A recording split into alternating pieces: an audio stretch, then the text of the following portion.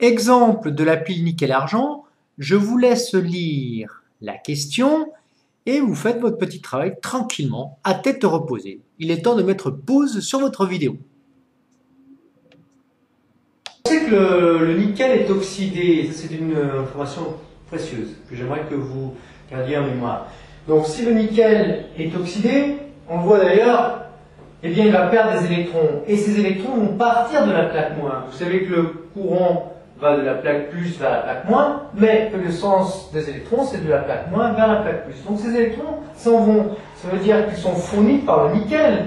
Et donc le nickel est oxydé. Et la demi-réaction d'oxydation correspond à celle-ci. Le nickel Ni va fournir des ions Ni de plus, plus 2 électrons. Il faut bien que l'équation bilan soit équilibrée. Ici, globalement, il y a 0 charge plus, 0 charge moins. Et ici, 0 charge plus, 0 charge moins. De l'autre côté, les électrons vont arriver. Et un dépôt métallique va se déposer. D'où vient ce dépôt métallique? On sait qu'il y a des ions Ag+, ici. Les ions Ag+, qu'est-ce qu'ils vont donner?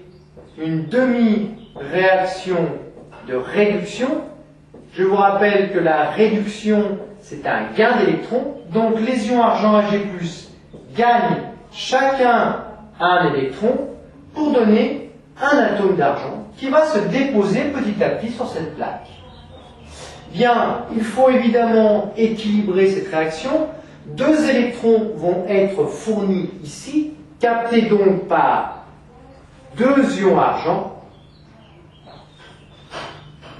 qui vont donner 2 atomes d'argent. On écrit l'équation bilan en faisant la somme de ces 2 demi-réactions.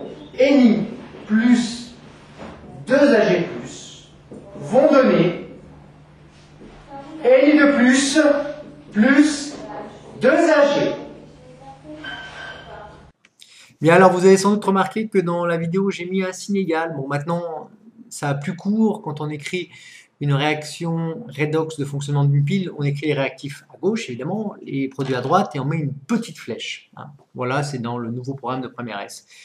Et puis peut-être que dans un an, ça changera. Enfin, on ne sait rien. Il faut s'adapter.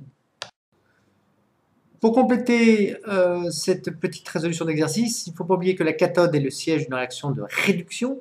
Il s'agit donc de la plaque d'argent. La plaque d'argent se réduit puisqu'elle gagne des électrons. L'anode est le siège d'une réaction d'oxydation. Il s'agit de la plaque de nickel car le nickel va fournir 2 électrons à 2 ions argent.